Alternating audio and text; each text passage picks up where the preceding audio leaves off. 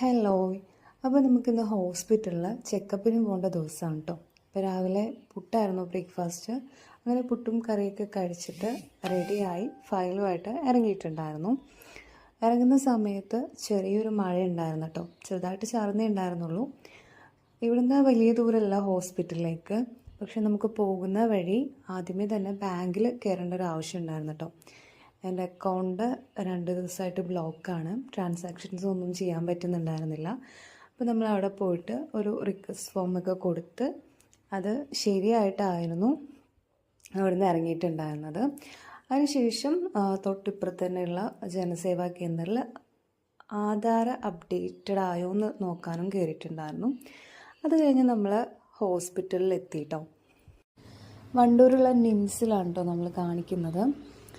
അപ്പോൾ എന്നെ ഹോസ്പിറ്റലിൻ്റെ ഫ്രണ്ടിൽ ഇറക്കിയിട്ട് സാബിർക്ക് വണ്ടി പാർക്ക് ചെയ്തിട്ട് വന്നു. അതിനുശേഷം ഞങ്ങൾ OP ടിക്കറ്റ് എടുത്തിട്ട് നേരെ പോയത് BPയും വെയിറ്റും ചെക്ക് ചെയ്യാനാണ്. അത് ചെക്ക് ചെയ്തിട്ട് ഡോക്ടറെ കൺസൾട്ട് ചെയ്യാൻ വേണ്ടി വെയിറ്റ് ചെയ്യാണ്.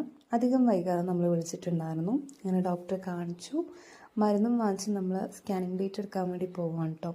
അൽഹംദുലില്ലാ കുഴപ്പമൊന്നും ഉണ്ടായിരുന്നില്ല. അങ്ങനെ ഹോസ്പിറ്റലിൽ നിന്ന് ഇറങ്ങി നേരെ പോകുന്നത് ഒരു ബേക്കറിയിലേക്കാണ്. വണ്ടൂർ വന്നു കഴിഞ്ഞാൽ ഞങ്ങൾ മിക്കവാറും കയറാറുള്ളത് ഇവിടെയാണ്, ഇന്ത്യനിൽ.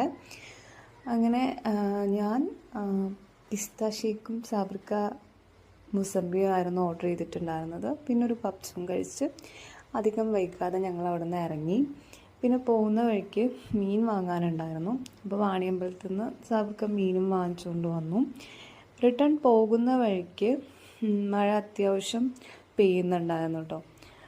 പിന്നെ അധികം വൈകാതെ വീട്ടിലെത്തി. അപ്പോൾ ഇതൊക്കെയാണ് കേട്ടോ ഇന്നത്തെ വിശേഷങ്ങൾ.